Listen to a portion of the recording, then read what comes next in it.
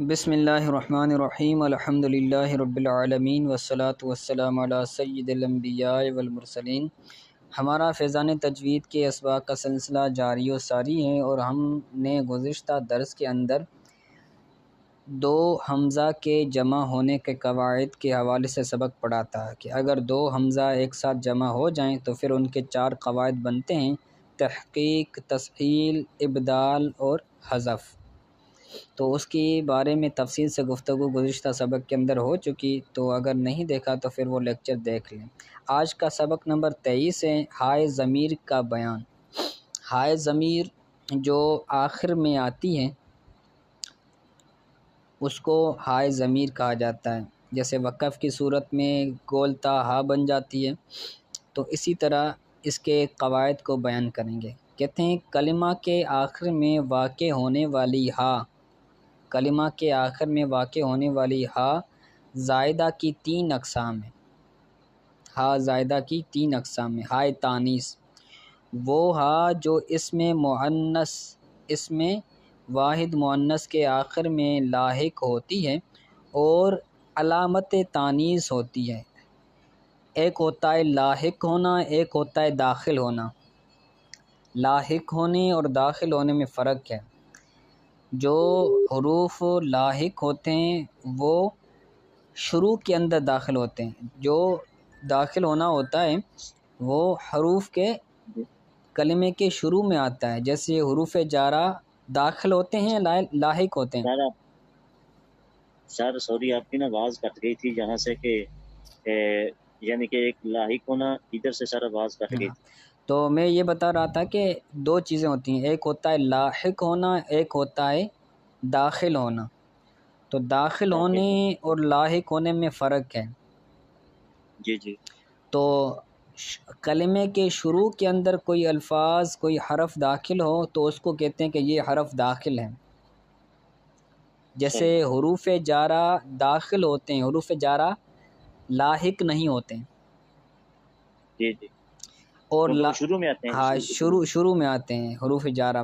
اور جو لاحق ہونا ہوتا ہے، تو اگر کوئی حرف کلمے کے آخر میں آئے تو اس کو کہتے ہیں لاحق ہونا۔ ٹھیک ہے، تو لاحق ہونے کا مطلب ہے حرف کے آخر میں آنا۔ تو کہتے ہیں وہ ہا جو اس میں واحد مؤنث اسم کے آخر میں لاحق ہوتی ہیں اور علامت تانیث ہوتی ہیں، تو وہ اصل میں تا پڑھی جاتی ہے اور وقف میں ہائے ساکنہ سے بدل جاتی ہے۔ جیسے قوتن اسم ہے اور آخر میں تا آ رہی ہے، تو یہ وقف کی صورت میں ہا بن جائے گی، اصل میں یہ تائے تانیث ہے۔ اسی طرح مسلمتن تو یہ بھی تا ہے، اسم کے آخر میں آئی ہے، لیکن اس کو جب وقف کریں گے تو یہ ہا بن جائے گی، تو یہ ہو جائے گا مسلمہ۔ ٹھیک ہے، اسی طرح جتنے بھی نام آتے ہیں مؤنث کے، جیسے فاطمہ ہو گیا، عائشہ ہو گیا، تو ان کے اندر آخر میں اصل میں تا ہوتی ہے، تو وہ ہا بن جاتی ہے وقف کی صورت میں۔ تو یہ اقسام بیان کر رہے ہیں ہا کی، ایک ہائے تانیث ہوتی ہے اور دوسری ہے ہائے ساکنہ۔ سر سوری، یہ ہا سے مراد سر جو ہا سے مراد یہ گول ہا ہے یا یہ الف کے ساتھ جو ہے یہی صرف مراد ہے؟ یہ اقسام بیان کر رہے ہیں، جو ہائے تانیث ہے اس سے مراد وہ گول ہا جو تا سے تبدیل ہو کر ہا بن جاتی ہے۔ ٹھیک ہے، مختلف اقسام بیان کر رہے ہیں، آگے اس ہا کی بھی آئے گا بیان۔ تو پہلی جو ہا ہے اس سے مراد وہ گول ہا مراد ہے۔ آگے دوسری ہے ہائے سکتہ۔ ہائے سکتہ یہ ہمیشہ ساکن رہتی ہے، ساکن ہوتی ہے، یہ وقفاً اور وصلاً پڑھی جاتی ہے، چاہے وقف کریں تو بھی پڑھی جائے گی، چاہے ملا کر پڑھیں تو بھی پڑھی جائے گی۔ ہائے سکتہ ہوگی ساکن، اس کا کوئی معنی نہیں ہوتا، صرف دو کلموں کے آخری حرکت کو ظاہر کرنے کے لیے استعمال ہوتی ہے۔ آخری صرف کلمے کی آخری حرکت کو ظاہر کرنے کے لیے، کلمے کی آخری حرکت کو ظاہر کرنے کے لیے اس کو استعمال کیا جاتا ہے۔ یہ قرآن مجید میں 9 کلمات کے آخر میں واقع ہوئی ہیں۔ وہ کلمات سورہ بقرہ میں لم یتسن، تو جو ہا ہے آخر میں، تو یہ وقف کی صورت میں بھی پڑھی جائے گی، وصل کی صورت میں بھی پڑھی جائے گی، لیکن یہ جو ہا ہے یہ حرکت کو ظاہر کرنے کے لیے، کیونکہ لم جو ہوتا ہے وہ لم کیا کرتا ہے، آخر کو جزم دیتا ہے، تو اس کی حرکت کو ظاہر کرنے کے لیے یہاں پر اس ہائے ساکنہ کو استعمال کیا گیا ہے۔ اسی طرح فَبِهُدَاهُمْ مُقْتَدِهْ، فَبِهُدَاهُمْ مُقْتَدِهْ، تو یہاں پر اقتدِ یہ فعل امر ہے، اور فعل امر کا جو آخر ہوتا ہے وہ ساکن ہوتا ہے، تو اسی طرح یہاں پر بھی حرکت کو، کلمے کے آخری حرف کی حرکت کو ظاہر کرنے کے لیے اس کو ہائے ساکنہ کو استعمال کیا گیا ہے۔ تو یہ سورہ بقرہ کے اندر ہے، اور ایک لم یتسنہ یہ سورہ بقرہ کے اندر ہے، اور فَبِهُدَاهُمْ مُقْتَدِهْ یہ سورہ انعام کے اندر ہے۔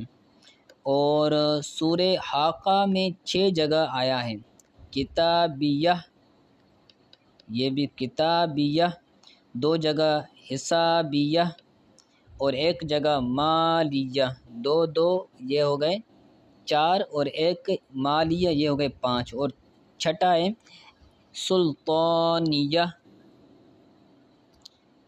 ٹھیک ہے، اور سورہ قاریہ کے اندر ہے ماہیہ، ٹھیک ہے۔ تو یہ آخری حرف کی حرکت کو ظاہر کرنے کے لیے یہ ہا آتی ہے۔ تو 6 یہ ہو گئے، اور 1 سورہ بقرہ کے اندر اور 1 سورہ انعام کے اندر ہو گئی، یہ ٹوٹل تو 8 ہو گئے، نہیں بلکہ 7، 2 جگہ کتابیہ آیا ہے، 2 جگہ حسابیہ آیا ہے، اور 1 جگہ مالیہ، تو یہ ہو گئے 5، 1 جگہ سلطانیہ یہ ہو گئے 6، اور سورہ قاریہ کے اندر ماہیہ یہ ہو گئے 7 یہ، اور 1 سورہ بقرہ کی، 1 سورہ انعام کی، 7 اور 2 9 ہو گئے۔ تو ٹوٹل قرآن کے اندر 9 کلمات کے اندر ہائے سکتہ آئی ہے۔ جو ہائے سکتہ کس لیے آتی ہے؟ کلمے کی حرکت کو ظاہر کرنے کے لیے کلمے کے آخر میں آتی ہے، اس کو وصلاً بھی پڑھا جاتا ہے، وقفاً بھی پڑھا جاتا ہے۔ تیسری جو ہا کی قسم ہے وہ ہائے ضمیر ہے، وہ ہا جو اسم ظاہر کے جگہ استعمال ہوتی ہے، اسم ظاہر ہو، اسم ظاہر کی جگہ پر ضمیر استعمال ہو تو اسے ہائے ضمیر مکسور یا مضموم ہوتی ہے، مفتوح نہیں ہوتی۔ ہائے ضمیر مکسور یا مضموم ہوتی ہے، مفتوح نہیں ہوتی۔ ہائے ضمیر مکسور ہونے کی صورتیں: اگر اس ہا سے پہلے والے حرف کے نیچے کسرہ ہو،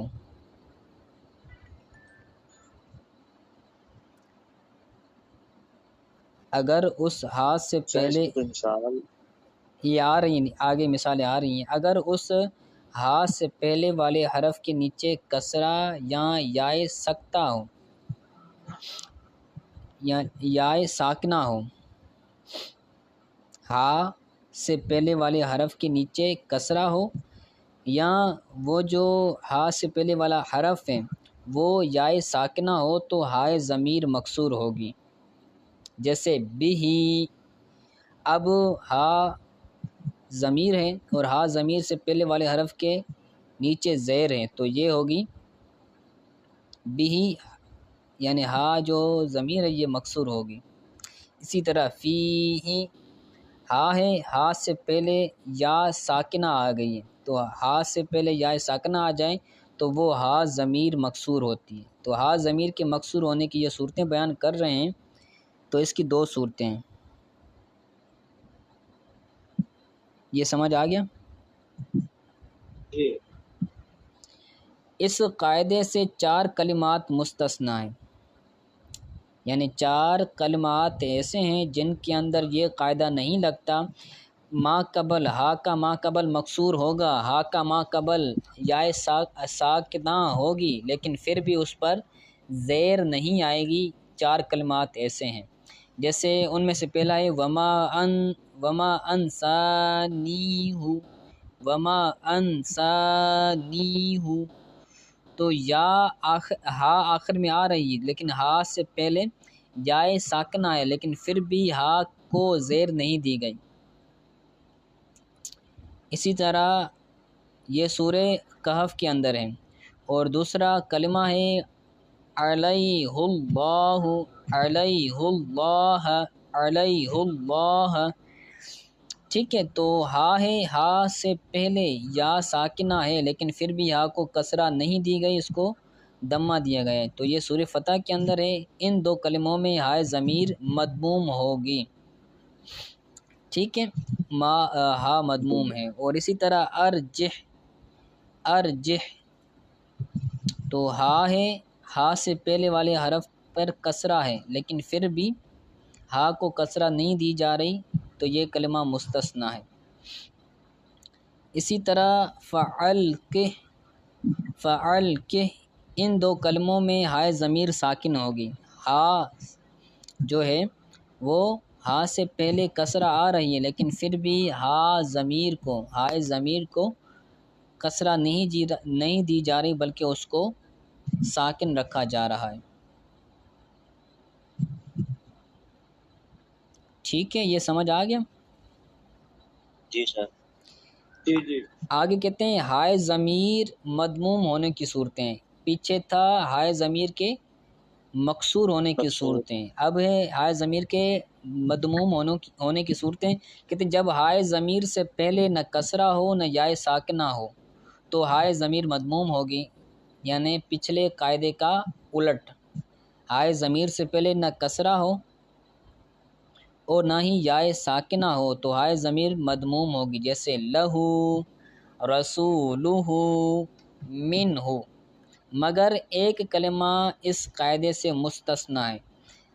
ایک کلمہ ایسا ہے کہ جس کا ما قبل کسرہ بھی نہیں ہوگا یا ساکنہ بھی نہیں ہوگا، لیکن پھر بھی اس پر دمہ نہیں آئے گی، وہ کلمہ ویتق ہے، ویتق ہے۔ تو ہا کا ما قبل ساکن ہے، نہ مکسور ہے نہ یا ساکنہ، لیکن پھر بھی اس کو کسرہ دی جا رہی ہے، تو یہ ایک کلمہ کیا ہے؟ مستثنیٰ ہے اس قاعدے سے۔ اب ہے ہائے ضمیر کی حرکت کو اشباع کے ساتھ پڑھنے کا قاعدہ۔ اشباعی حرکات کسے کہتے ہیں معلوم ہے؟ کھڑا زبر، کھڑی زیر، الٹے پیش کو اشباعی حرکات کہتے ہیں، جیسے با کھڑا زبر با، با کھڑی زیر بی، با الٹا پیش بو، ٹھیک ہے، تو یہ کیا ہے؟ ان کو کھڑی حرکات بھی کہتے ہیں اور اشباعی حرکات بھی کہتے ہیں۔ تو ہائے ضمیر کی حرکت کو اشباع کے ساتھ پڑھنے کا قاعدہ، اگر ہائے ضمیر کا ما قبل اور ما بعد متحرک ہو تو ہائے ضمیر کی حرکت اشباع کے ساتھ پڑھی جائے گی، اگر اس پر زبر ہو تو پھر وہ کھڑا زبر ہو جائے گا، اور اگر اس پر زیر ہو تو وہ کھڑی زیر ہو جائے گی۔ اگر ہائے ضمیر کا ما قبل پیچھے والا حرف اور ما بعد والا حرف دونوں کیا ہو؟ متحرک ہو، یعنی دونوں پر حرکت ہو، تو اس پر حرکت جو ہوگی وہ اشباع کے اندر تبدیل ہو جائے گی، جیسے من ربہ والمؤمنون، تو ربہ کے اندر جو ہی ضمیر ہے اس کا ما قبل با ہے، وہ بھی حرکت والا ہے، ما بعد واو ہے وہ بھی حرکت والا ہے، تو اس وجہ سے اس کی حرکت کو اشباع کے اندر تبدیل کیا گیا ہے۔ اسی طرح رسولہ احق، تو ہو ضمیر ہائے ضمیر اس کا ما قبل لام وہ بھی حرکت والا ہے، متحرک ہے، ما بعد حمزہ وہ بھی حرکت والا ہے، متحرک ہے، تو اس کی حرکت کو اشباع کے اندر تبدیل کیا گیا، اس پر پیش تھا تو اس کے الٹا پیش دے دیا گیا۔ مگر قرآن پاک میں ایک جگہ اشباع نہ ہوگا، ایک جگہ ایسی ہے جہاں پر اس کا ما بعد ما قبل دونوں متحرک ہوں گے، لیکن پھر بھی اس کی حرکت کو اشباع کے ساتھ نہیں پڑھا جائے گا۔ وہ کون سا کلمہ ہے؟ وہ ہے ان تشکروا یرضہ لکم، ان تشکروا یرضہ لکم۔ تو یرضہ یہ ہا ضمیر ہے، اس کا ما قبل ضاد یہ بھی حرکت والا ہے، اس کا ما قبل ضاد یہ بھی حرکت والا ہے، ما بعد لام بھی حرکت والا ہے، متحرک ہے، لیکن پھر بھی ہا ضمیر کو اشباع کے اندر تبدیل نہیں کیا گیا۔ سمجھ آیا؟ جی۔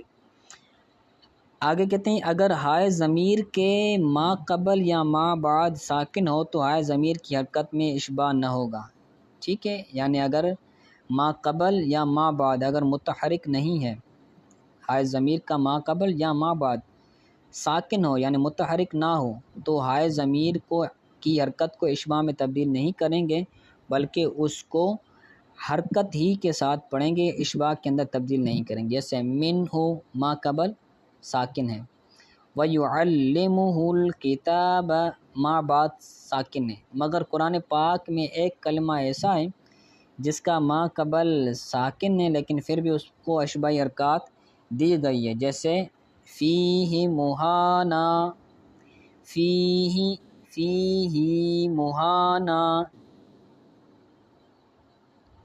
ٹھیک ہے؟ تو یہاں پر ہا ضمیر ہے، ہا ضمیر سے پہلے یا ساکن آ رہی ہے، لیکن پھر بھی اس کی حرکت کو جو ہے وہ اشباع کے اندر تبدیل کیا گیا ہے۔ تو یہ یاد رکھنے والی صورتیں ہیں، اس کو یاد کیجیے گا اچھی طرح سے۔ آج کے سبق کے حوالے سے اگر کوئی بات سمجھ نہ آئی ہو تو پوچھ لیں۔